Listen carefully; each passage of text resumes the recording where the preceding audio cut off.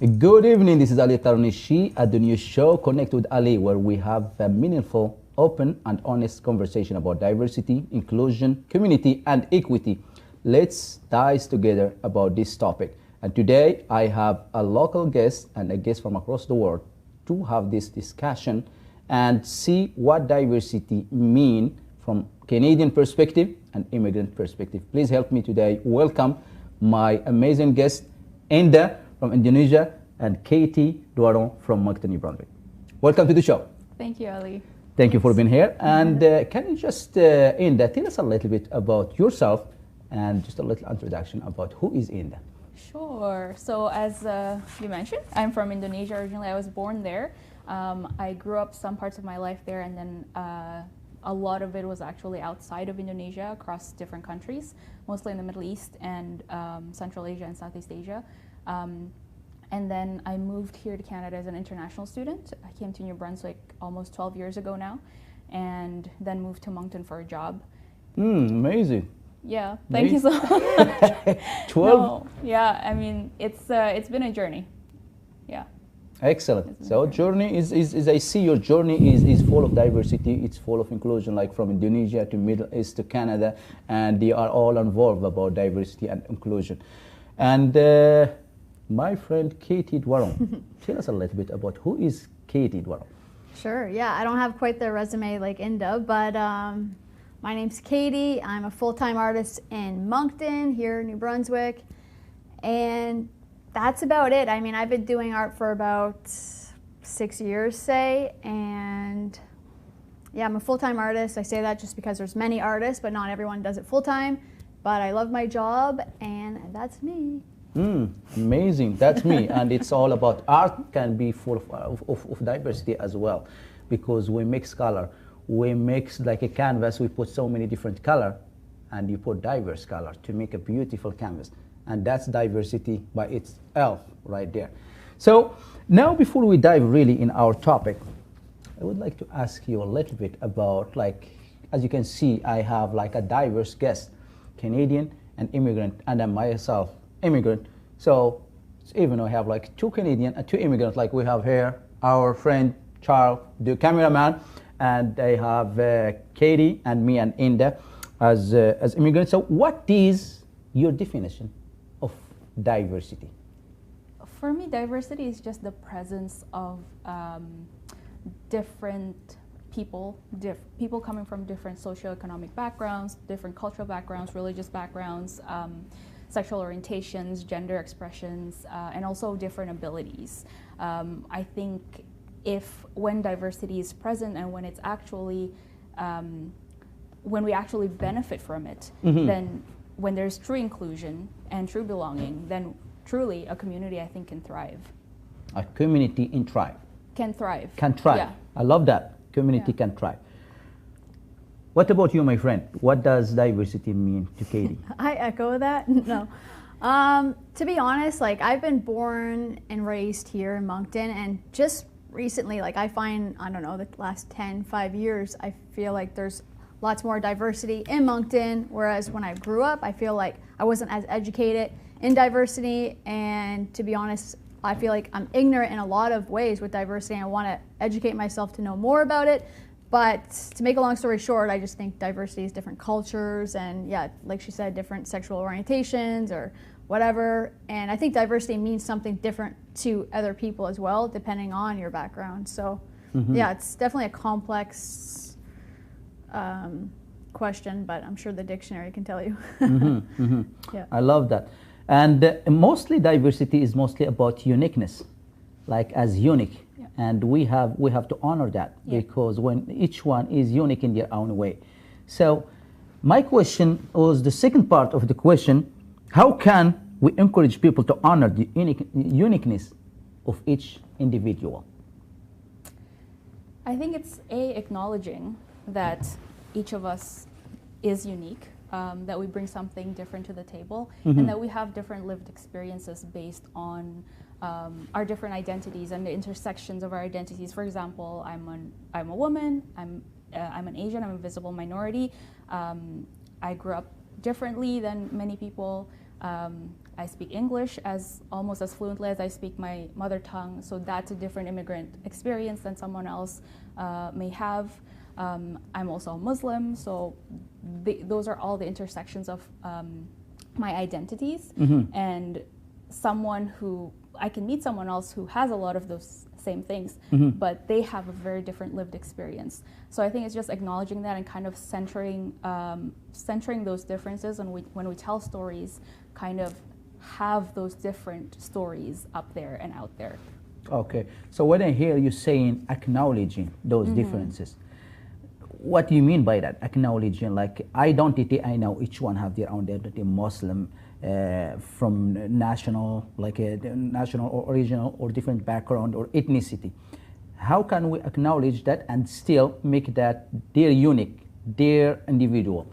Like acknowledge, like is that will be enough, or just like accept them as they are and so they can thrive? Because you mentioned thrive at the beginning. Exactly. Yeah. Like acknowledge, I think, is to also respect. Okay, respect. Okay. Respect that people have these identities and lived experiences. And let's say somebody tells you like, "Oh, I'm experiencing this because of this." Like listen to them. Listening. Don't dismiss them because maybe from your perspective you didn't experience that. Okay. So things like that, for example. Okay. Yeah. So respect, listening, and acknowledge. That's really good feature to recognize someone's, because sometimes, many times, like we are in a conversation and we feel like somebody not listening to us. We don't feel acknowledged. We don't feel that we can take it the wrong way. Maybe I'm from this different country. Maybe because I'm Muslim, because I'm from a different country, I'm not getting the same treatment. So I feel like there is something that they are not recognizing my identity. They are not respecting. They are not listening to me. So that can really break that diversity. Yeah.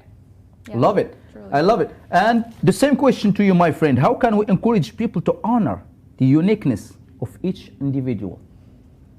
I think there's different ways. I definitely agree with Inda. I also think like just educating yourself on who's, like for me, for instance, I work alone, but if I worked in an office space with people from different cultures or backgrounds or whatever, I would like to educate myself on, okay, well, what does it mean to be Muslim? What does this mean? How is this going to change? Do they need, just asking questions, like accommodating them because they might need something that you're not fully educated on. So I think being aware, asking questions obviously in the right way and in a respectful way, just to make sure that they feel like included and that, they matter. I think a lot of people are just ignorant and they don't realize, okay, well, they're doing this at this time or they're doing this for this reason.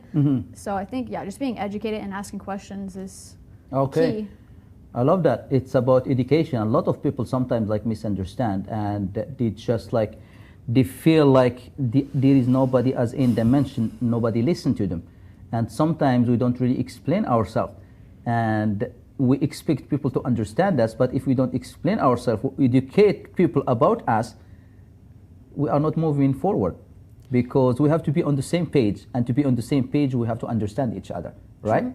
And I think that self-education piece is very important too, because often, for example, for people in minorities, it does get, like, for me, I personally usually have the energy to, talk to people, to have dialogues with people, but it does get emotionally and intellectually taxing. So I love when Katie said, like, you also have to take it upon yourselves to learn about the world, be curious about the world around you, and that's how things can change too, I think. Self-education too. Self-education for everyone, continuous learning. I love that, Inda, because I will speak for myself. When I moved to Canada, I've been living here for 14 years. I moved 2007, and it was like my body was in Canada and my mind was in Morocco. Right, yeah. So I was still bringing that mentality, that my way or the highway. And how you want to expect people to understand you if you don't really make an effort and try to understand people. So it's about understanding.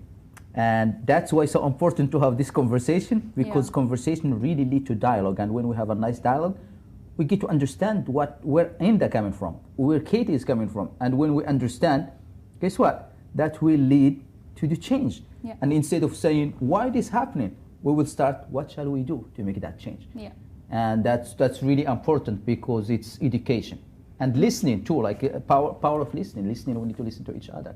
and to listen to each other, we get to understand each other.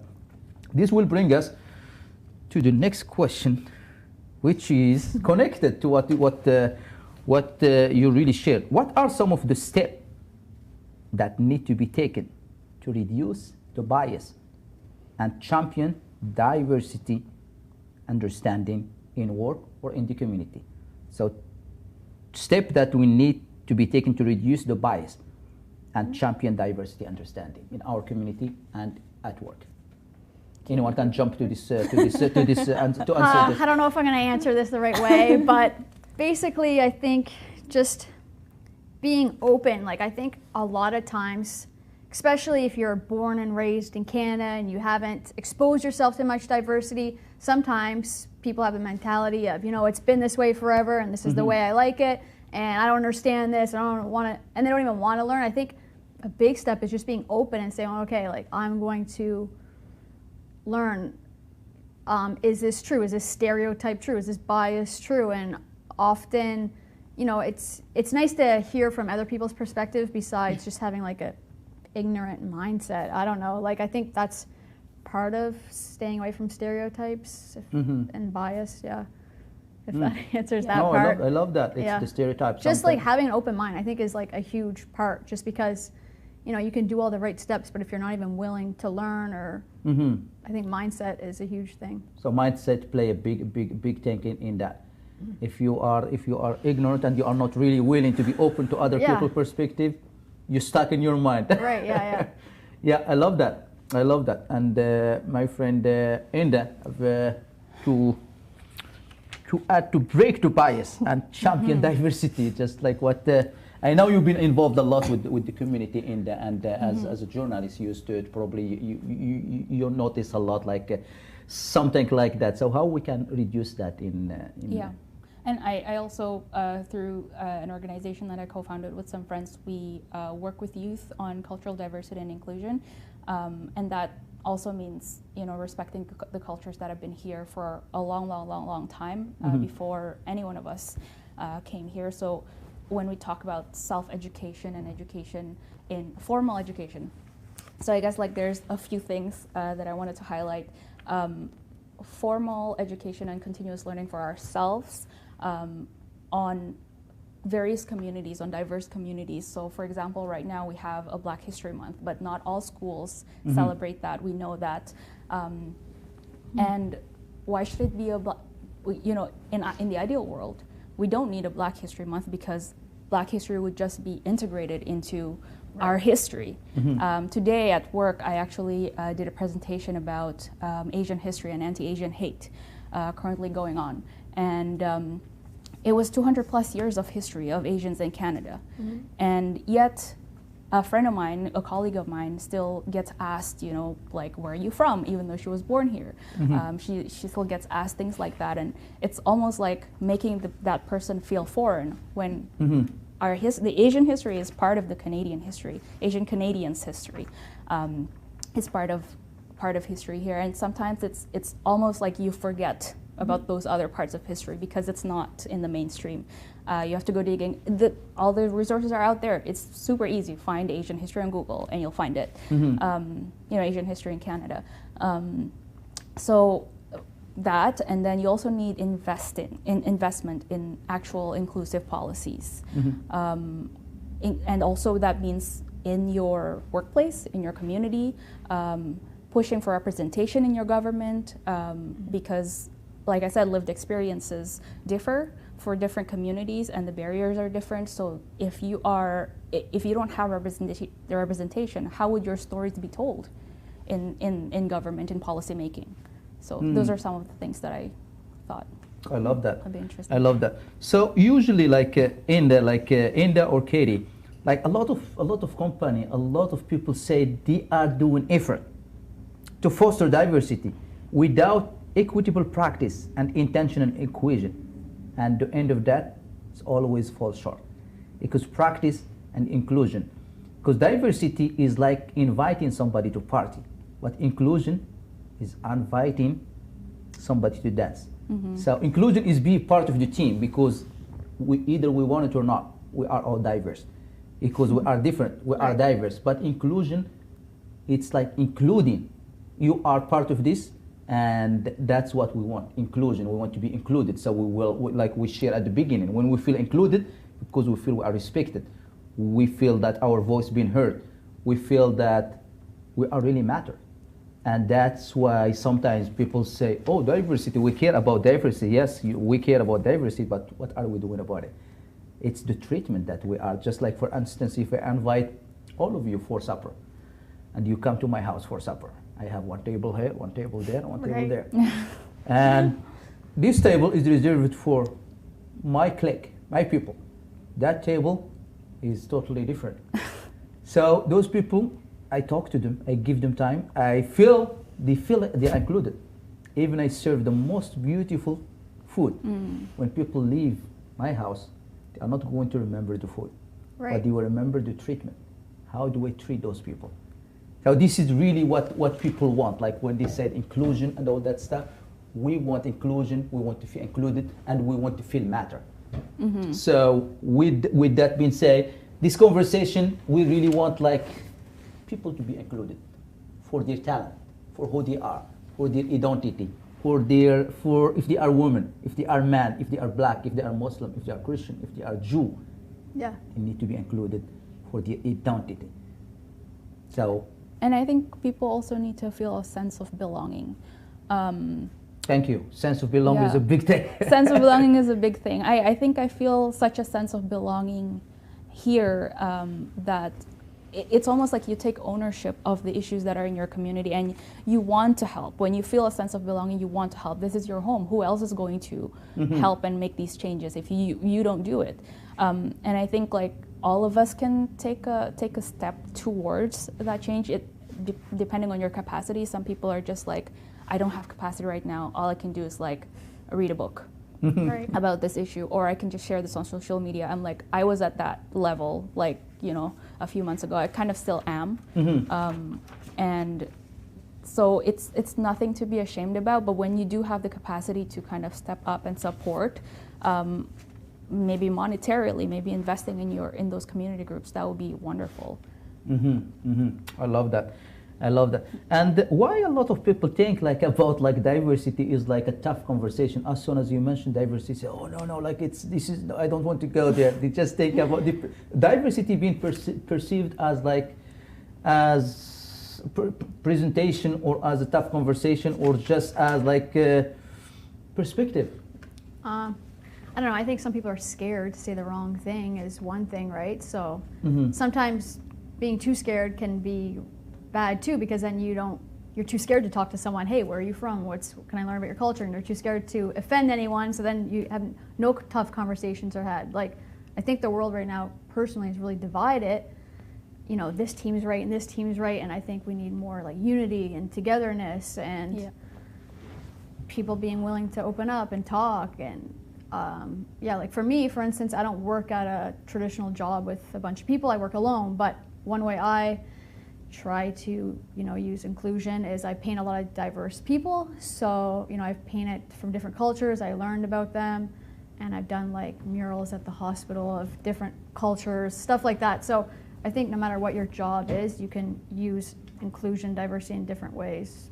I love that. Just use it in different way and be open. And our break is coming soon, so I really love what we already shared: listening, sense of belonging, and really recognizing and acknowledging and be identified for our identity, because when we really feel we are recognized and we feel like we matter, we thrive, and we feel we are not respected, we shrink, and we feel like, okay, I can't really give because I don't feel included. I don't feel I'm part of this. So how you want me to be part of this and you are not really including me? And I have 39 seconds. My producer told me I have 39 seconds before break or he will kill me. So, D.I.C.E, what does D.I.C.E mean? It's just diversity, inclusion, community, and equity. So we will be right back in 22 seconds. Thank you very much, Inda, for your amazing information you shared with us. Thank you very much, Katie. And we will dive back in the next question. How do you address diversity challenge at community after break? Thank you very much. See you after the break.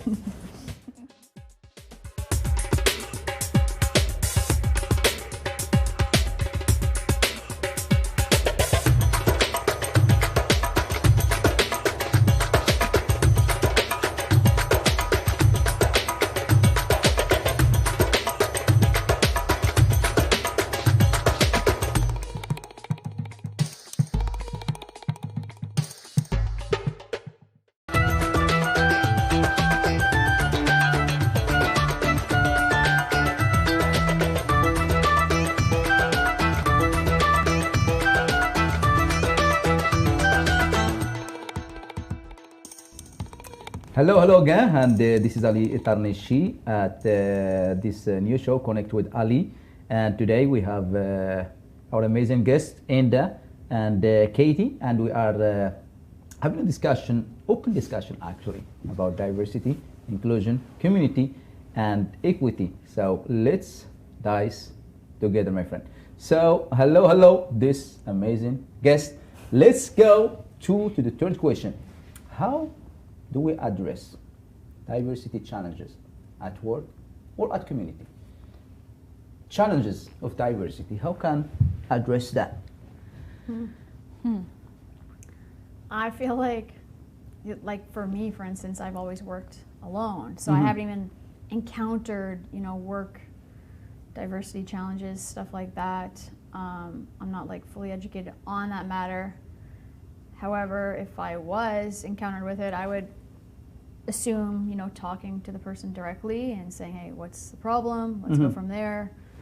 Do you have any feedback on that? Yeah, I'm just trying to think of some things that I haven't said yet. But I think, for example, at companies or organizations, investing in actually having a diversity, equity, and inclusion plan and goals, ways to measure them, regular sessions, things like that, just ongoing learning for the whole organization. And then also making sure that the top executives are actually involved in those as well, in those conversations. And if, underrepresented staff are involved in those things, not making them a token. Sometimes people bring them into the table and be like, oh, we're diverse, we have one black person. No. So yeah, it's just kind of making sure that if they're there, they're actually contributing, they actually feel like they can create change and collaborate with their colleagues and things like that. So, and then another thing is, like I mentioned, is representation in community, but also representation at the top levels of the company. If you cannot see yourself doing something, if you cannot see someone like you doing something, it's really hard to imagine yourself getting there. Yeah. So involvement and contribution, and especially if it comes from a high level of the company, that represent a good way to face that. And representation of diversity at the top level as well. At the top level. Yeah. Okay. That's really a good way to address diversity challenge, because sometimes really there is even in the community, people as go back to when we start about listening, about respect, about recognition, about acknowledgement. People want that, and sometimes the issue arises if we don't really get people to understand that. When we get people really to get us involved, especially in a company. Okay, you are talking about diversity, but you almost you are narrating the story on my behalf. So if I'm not included, if I'm not part of that. Yeah, that's why I kind of said talk to that person directly. What concerns do they have? Work together, basically. Common sense. It seems like common sense, but I feel like it's not. I think there's always many businesses or companies, they have issues and it gets pushed under the table or whatever, but if you just listen to the person and see their needs. Okay, so mostly listen to them. And like she said, have a plan, and I think that's all good too. Okay. Yeah, exactly, Kathy. I really agree with you. Listening and see what's their need, because sometimes when you really listen to people's needs, we kind of acknowledge that, and the needs need to be addressed. And if it's not addressed, that will create an issue. And it's always go back to the understanding, because sometimes there is a gap and there is a break of communication, because this is maybe the way I see it from this perspective, and this is the way from somebody sees it from a different perspective. So, for instance, like where I come from Morocco. Yeah. And back home, if you look at people in the eye, it's Right. considered disrespect. I keep looking at you in the eye. And in Canada, when I come, Yeah, it's like polite. if I don't look at people in the eyes, it's disrespect. So I was like, what's going on? In back home, if I look at them with disrespect, if I don't look at them with disrespect. So did you adapt to that, or? I adapt to that, because Yeah. at the beginning, when people look at me in the eyes, I put my eyes, I feel like... So where do you usually look? What's that? Where do you usually look when you I just talk look to like people? this, and Oh, okay. I realize people No, you say, no, but I learned after that, because I have to adapt to the culture. Right. But before I would just look at people in the eyes, and they just like, automatically I put my eyes down. Yeah. And people kept telling me, I start learning, and Safi said, if you don't look at me in the eye, how do I know you are honest? Maybe Well, you are not telling the truth, you are right. lying. And I was like, so people will think I'm lying. So I start to look at people in the eyes, but I'm not comfortable about it. I just someone taught me a trick. He said, just look at them over here. And That's a good trick. And this is just part of like It's perspective. just one example of Just like one the example, many. and sometimes Yeah. there is so many, because people really will think this is the way. When if you Edna maybe have that different culture in Indonesia, and in Morocco or here in Canada, we learn, like for instance, when I just came to Canada, I see like the what you call that, the Halloween. Yeah. The Halloween, and there was like I was at the computer college. I was a student, and they see a leg hanging down from a trunk, and there was a break time, and they said call 911. There is somebody killed, someone hide it in the trunk, and they said, are you serious? I said, no, seriously, call 911. There is Wow. somebody. He said, this is just like it's Halloween, and this is, and they didn't believe it. He says, come, and he showed me the leg, and this is just like. Fake. So it is cultural thing. There's Yeah. It is a cultural weird differences, holiday. and we need to learn, and it's about understanding, Yeah. educating, as Katie mentioned earlier, and as you mentioned, educating and listening, and that's really a big part of that. And I just want to revisit something that Katie said earlier when you talked about like diversity. Why is diversity such a hard, tough discussion? Like Katie was saying, like people are afraid to say the wrong things. And B, I think we're afraid to challenge, to see our own biases. We're afraid to see that maybe we're wrong, maybe we've been wrong for a long time, and maybe it's time for us to change our ways. Maybe it's time for us to unlearn those things that maybe we're taught, and now it's time to learn new things. I think it's hard for everyone for that, when you have to. There were so many things that I unlearned and relearned over the times, over the years in my own like personal journey, and it continues. And sometimes people will just say to you like, what you're saying is wrong. What you're saying is like like this is actually the truth, etc., etc. Read up more on it. And people sometimes get offended when they're reminded that, hey, there's actually a lot of resources, like, you can also learn. But sometimes you need that challenge. You need that mirror up to yourself so that you can change too. And if everybody kind of takes that step, I think our world will be more inclusive and will be more open to chat with each other. Yeah, I think, and this is awkward to say, but I think we're living in a time where people are just so, there's almost two sides. There's some people, and I've heard people say, well, I'm not a racist, or I'm not this, so they don't even want to even learn or educate themselves about anything else, because they're like, oh my gosh, like this is too much, I'm not this, I'm not that. It's like, we never said you are, but you can always learn. There's nothing wrong with learning more and educating yourself. It doesn't mean that you're a bad, horrible person. Don't go to the extreme. Just say, hey, this is how it's been for this long, and maybe we did some things wrong, and yeah, I think there's the whole, people are like going overboard with, oh, well, they're canceling everything now, and and then, so I don't know, I feel like we're at this time, I don't know if anyone else sees this on social media, where people are just like getting angry easier, and I don't know. I think we have to be brave. One of those points of like painful moments for me when I was learning was like, as an immigrant, I came here and I learned a lot of things for myself. And for me, Canada was this like place where I can just be myself.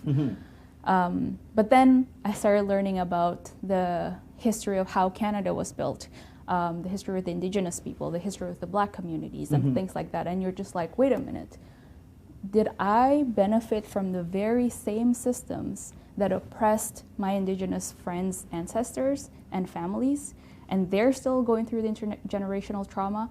That's when I'm just like, I don't know what to do. How do I fix this?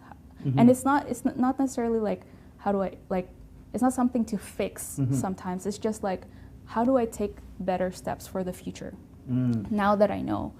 And how do I look at my role now as like, I love this place, but I should love this place more if I try to just make it a home for everyone. Yeah, just because something happened bad in the past and maybe, no, it wasn't your fault or you would never done that, but it was a different time or whatever, doesn't mean that you can't say, okay, well, this was wrong back then. What can we do about it now? Like basically what she said. Like, that's okay too to have that. Yeah. You're not, you don't have to go to the extreme and say, oh, well, I'm not this and I'm not that. Like. I love that. I really love that viewpoint that we have to be brave. We have to learn and relearn, because that's very important. And sometimes also people, they are afraid to be judged. Yes. That's a big thing. Yeah. A lot of people say, what if I say something and hurt people's feeling? What if, but sometimes those words, unspoken word, that could be damaging more than it's building. Because we're afraid to speak up, we're afraid to be ourselves, and we become to the point that we are creating some kind of stuff that we are hiding. But think we have to be say it straightforward. Don't be afraid. I know the diversity is a tough conversation, but it's not tough when we are truthful, when we are speaking with integrity. Because when you speak with integrity, there's nothing to hide. You are speaking the truth. Yeah. And that's what we want. We want really to, this is our country, either we want it or not. As an immigrant, this country treat us the same as they're treating the Canadian. And we need to change the way as immigrant, and the Canadian also, they need to change the way to look at the immigrant, because when we are on the same page, we can move to the next step. And we learn and share the understanding, so that way we can discuss at the same level. But a lot of people, as Katie mentioned earlier, a lot of people, that's the way they find themselves doing it for a long time, and they think it's right. They don't want to talk about it. Yeah, exactly. So everything's fine. My dad did it, my grandfather did it, so that make it right. But sometimes just gotta open. We bring our background, we bring our baggage with us, and they think it's right. But sometimes if you look at it from this perspective, you see it totally wrong. And me and Inda were talking earlier, and I was saying, just one thing that, you know, if someone said, listen, I'm hurt because of whatever reason, and then, well, I said, I'm over here and I'm, you know, I've lived in Moncton my whole life, I don't have any, I'm not really diverse or whatever, and I say, oh, well, I haven't, what are you talking about? Like, that's not true. Well, I'm not, everyone has a different background, right? So you can't speak for somebody else's experience, basically. Exactly. Yeah. Just be yourself. Just be yourself and accept people as they are. Like, sometimes, I remember my grandmother always used to say this one, always choose love over hate, and light over darkness, and compassion over judgment. And I still live with those words till this day, because when we eliminate, like the moment you act from a place of hate, you're already putting that person as someone that's not, you are not going to open to discuss.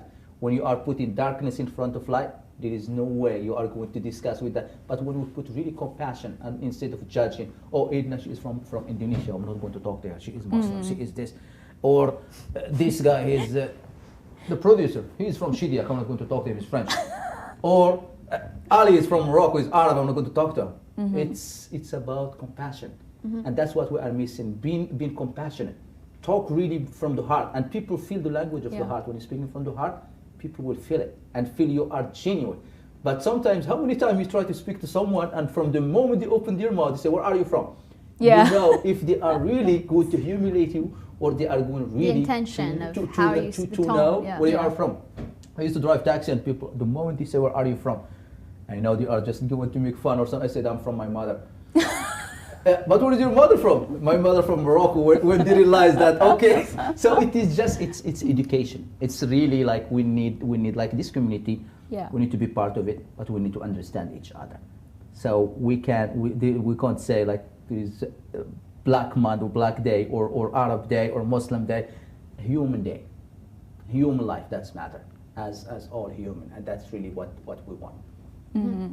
Yeah, I agree. And I think what's cool too is, you know, everybody has different backgrounds here. Like Inda is Muslim, I'm a Christian, but yet we're still having conversation and getting along. I think that at the end of the day, we're humans. Humanitarian comes first, right? So I think the world is so divided, and it's like, okay, well, let's sit over here, and we're going to sit over here. But I think, you know, unity is good too, and just, I don't know. But I just think it's cool that we're all have different backgrounds. We're all sitting next to each other, because you don't always see that, right? Mm-hmm. So. Exactly. And I think that if we didn't talk, then we'd be missing out on all the cool things that we can actually find out about each other, things that we can learn from each other. Like, I'd be missing out on meeting a cool person like Katie if I'm just like, I don't want to talk to this person because she's this and this and this, because she's different from me. Labels and Yeah.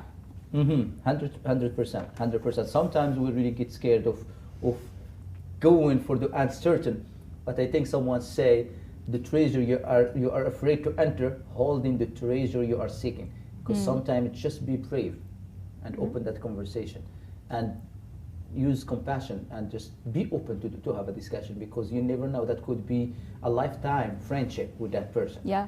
But don't let the judgment, don't let hate, don't let darkness stand in I front. only hang out with this type of person, or exactly. this religion. It's like, okay, well, what is this is my clique. Yeah. I'm not talking with them. That's it. Yeah, exactly. This is I really love this conversation. I don't want it to end, because different background, different country, different religion, and different personality, and we are having a conversation. Mm-hmm. Because would you look at that? It's possible, guys. and it is possible. Yeah, it's very possible. It's possible because it is, we park our ego. We park our ego and we open our ears to listen to each person, and we discuss the idea. We don't discuss the person, where they are from, what religion they are, what color, what gender. So when we really focus on that, we become more open and willing to learn and educate them also. And there's probably more that unites us than divides us. I think that's a big thing too. We focus often too much on our individuality or whatever, but obviously it's good to be proud of that, but I also think there's a lot that unites people together. Mm-hmm. Yeah. 100%. So unity comes from diversity and from inclusion and from equity, and I think our break is coming, so we will be right back to talk about Let's D.I.C.E together.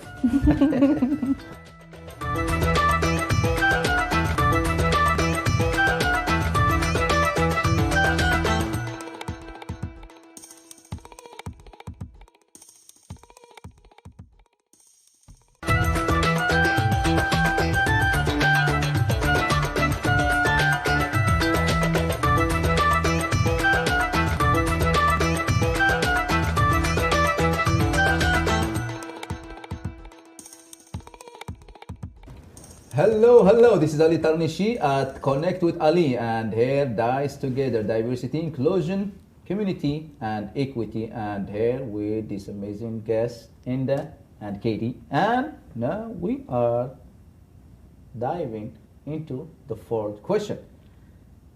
How can we challenge? This is a big one. How can we challenge stereotype and promote sensitivity and inclusion? Stereotype is a big thing, yeah? A lot of people like they come with that stereotype. Oh, that is Muslim. Oh, that is. How can we challenge that and really make it and promote inclusion and sensitivity in? I love the Chimamanda Ngozi Adichie, the Nigerian author. She talked about the danger of a single story. So she says it's dangerous. The danger of the single story? Of a single story, yeah. So it's dangerous to have only one story about a community, because the thing with stereotypes is it's not that they're not true. Parts of it may be true, but it's incomplete. It doesn't paint the whole picture. So when you're generalizing someone based on stereotypes, it might not be true for that person. And that's where generalizations and discrimination can happen. I really love that. That's very deep and complete. And I see why it's a danger, the danger of single story, because it's just being seen from one side. One side, exactly, one angle. I really love that. Yeah, I think that's so true. It's so like, it's such a vague topic because there's so many different ways you can go with that. Like when I say, you know, if I say the word Christianity to you, you're going to have a completely different viewpoint of what that means to me, or anything other, like that's just one example. Do you know what I mean? Because everyone has different experiences, so you have to just have patience and learn. Okay, well, what does that mean to this person? Or I think it would be hard for anyone to talk about their different backgrounds or where they're from because of, you know, even me, like I'll say, oh, I'm a Christian, but then I'm like, oh, that person's going to think I'm homophobic and I'm a this and I'm that. And so I'm like, because of what they've been taught, but I've been taught something different. So I feel like it's hard I can see where stereotypes come into play because, you know, everyone has a different viewpoint of how they see things. Okay. Yeah. So how can we challenge that? Like, how can we make the incomplete complete and make the danger single story not dangerous anymore? I think we were talking earlier about exposure. The more that you know people from different communities, for example, like often on the media I was saying like Americans are portrayed as like all these crazy people that, you know, do this and that. But if you're exposed to real Americans in your own lives, often that's not the case. And maybe think about them when, you know, a media story says this. And for example, there's a lot of Muslim comedians who talk about like, oh, there's always stories about like terrorism, but there's never a story about like Muhammad just like cutting onions, you know, something normal. Like just doing daily life things, right? So I think what we see in the news obviously is something newsworthy. That's why it's on the news. So just kind of taking a step back and thinking like, oh, but this is the thing that's on the news. There are like hundreds of other people that are not on the news that are doing normal things. I think that is true. Like sometimes we base our own reality based on what's trending or what's in the news, and it's like, okay, well, it's good to have critical thinking too, and take a step back and say, okay, well, is this true or is this a trend right now on TikTok? Like what's actually real? I don't know. But I think one thing I love that Moncton does is we have the Diversity Day. I don't know what it's called here, where we have that big celebration. The mosaic one? June, I think, or June or July? I feel like that's really good that we do that, because I've learned a lot just from visiting the booths and trying different foods or talking with people and saying, oh, okay, I didn't know that about this place. I think doing things like that, that's huge, especially for a city like Moncton. I think that's one good way to... And to your point, Katie, earlier when you were like, if I say I'm a Christian, people will have these ideas of me as a Christian.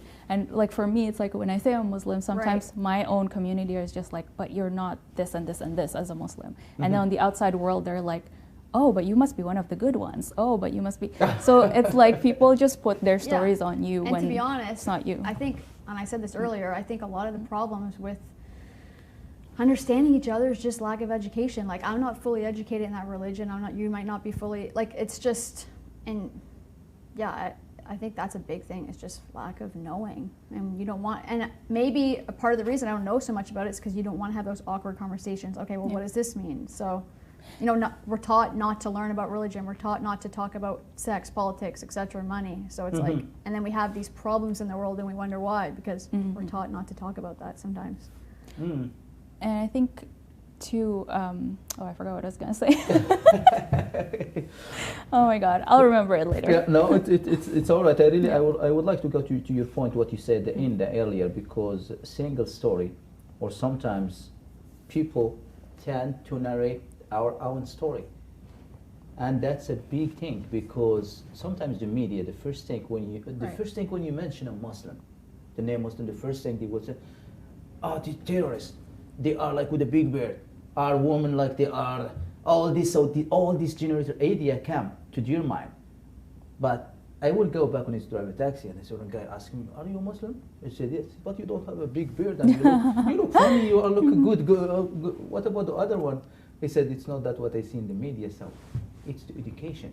Yeah. And sometimes when I have a communication with some of my friends, you really feel like we really are not doing our job, or we are not searching, as you mentioned earlier, self-education, our continuous learning. And by doing that, we are kind of breaking that blockage between I understand you and I understand you and you understand me. So we become like, okay, we are open, we are moving all those layers from the past, what our parents teach us, what school teach us, what the society teach us, and we try to see what is there that is the truth, instead of just sticking to the danger of the single story, sticking to incomplete story, and see what is the real story. Yeah, and I remember my point now. No, good check. So I think to your point, it's okay to acknowledge that we don't know about things. It's okay, and I think another point of like, you know, we're scared to get into these conversations because we think we'll look dumb if we don't know, but like nobody knows everything. Right? And it's like nobody, like even someone who's 100 years old doesn't know everything just because they lived here on the earth longer. So I think it's okay to say you don't know and I'm gonna learn, and it's okay to acknowledge that, you know, maybe the systems within which I live has been wrong. And maybe that's why towards the future we have to have these conversations. Maybe we have, like, there are policies that need changing. Like, I think if we don't acknowledge that, we can't grow, exactly. And it's the same with our personal being. Like, if you don't want to acknowledge your issues, how are you going to, like, start? Throughout history there's been problems, racism, or, you know, or I think that's why we haven't, like, that's why we've moved forward, is because we said, okay, well, this is wrong. Or the way we treated people that were part of the LGBT community in the past, you know, they were in the 40s, they weren't even allowed. There's so many wrong things we did in history, but we learned, okay, well, that's wrong. And if you never say, like, I feel like now we're at another point in history where it's like, oh, well, what's not really wrong? Let's not talk about that. So then we don't grow. So if you don't grow, then you can't level up to the next time in history. Yeah. Exactly, 100%. And the other thing that I really would like to mention too, like, a lot of people say I'm a diverse person, but diverse person, nobody is diverse. Diversity take a group, it has to be diverse. I am a unique person that we have to recognize, like you mentioned at the beginning, like our identity, our uniqueness, our, like, who we are, and bring that, share it with another unique person, and bring our uniqueness to provide this diversity. And this would just bring us to the next question, which is almost like we cover it in a way. How can we contribute to the community effort to enhance diversity, equity, and inclusion in a meaningful way? I can repeat that to the audience too, so if you want to leave a comment when we put that on our channel. How can we contribute to the community effort to enhance diversity, equity, and inclusion in a meaningful way? I stress on that meaningful way. Anyone can jump to that. I think there's, like, so many things we can do. I think trying is just one. Again, having an open mind. Like, for instance, one thing I did, and I said this earlier, like, again, I work alone, and I went to, I saw the future of Moncton, where I live. It's not the same as it was 10 years ago. And I painted murals at Trimble and the Moncton Hospital of, like, a big globe, and there's different people from across the globe on top of it, basically different cultures, and they're all, like, holding hands or whatever, which is, like, illegal now. Anyway, so that was just to have, like, a visual representation. So I feel like, you know, maybe you're a mechanic and you can do something creative to, I don't know. I don't think there's one easy answer, basically. Whatever your occupation or whatever your gift is in life, I think you have to use that to, you know, to make others feel included, and inclusivity and welcome. So that was one thing I did. But yeah, it's obviously a different answer for everybody, but yeah. Love it. Thank you. My friend Inda, what Katie was saying about trying, people have to try to really get to contribute to the community effort to enhance diversity, equity, and inclusion in a meaningful way.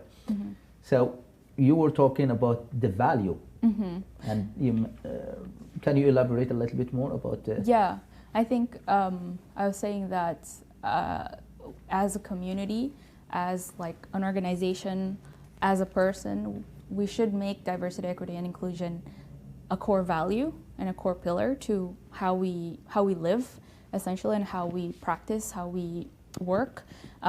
Because if it's such a core and foundational part of us, then we would want to live in integrity with that, to be true to ourselves as who we are as a community. If we say that we are, then we should act on it. Mm-hmm. Bang on that. When we Yeah. put it as a core value, we really make it important as one of the pillar of who we are, and we act on it. I really like that. Yeah, One 'cause of the core value. Words are just words without actions too. Oh yeah, we're diverse, we're this, and it's like, Yep. okay, well, what are you doing about it? I love that. Yeah. I really love that. I know we have 1 minute 44, and they will just finish with this instead of just talking. Start making some action. So let's dice together: diversity, inclusion, community, and equity. Let's be the change we want to see in the world. When we start conversation, that lead to understanding, and understanding lead to change.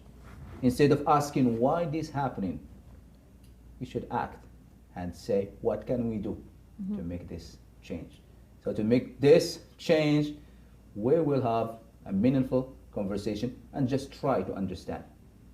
And try, what I mean by that, just by being open, by listen, by recognize, by accept instead of deny, and by being compassionate instead of judging. I would like to take this opportunity to thank my friend Inda for being here. Thank you. For Katie, for just D.I.C.E with us together to have really this meaningful conversation. And we did really have a meaningful conversation. And thank you very much. Thank you so much, I'm Ali. happy we were able to open up this conversation for other people to have at home too, and to take something from it. Exactly. And that's Yeah. what we'll do. Any last word? I mean, thank you so much for having us, for giving us the space to share our thoughts about D.I.C.E. And I hope this conversation really opens up other discussions at people's homes, offices, and everywhere else. Excellent. Great success. Thank you very much. Thank you very much, everyone, and have a wonderful day. Thank you. Unbelievable, the first episode on D.I.C.E together. Good job, first.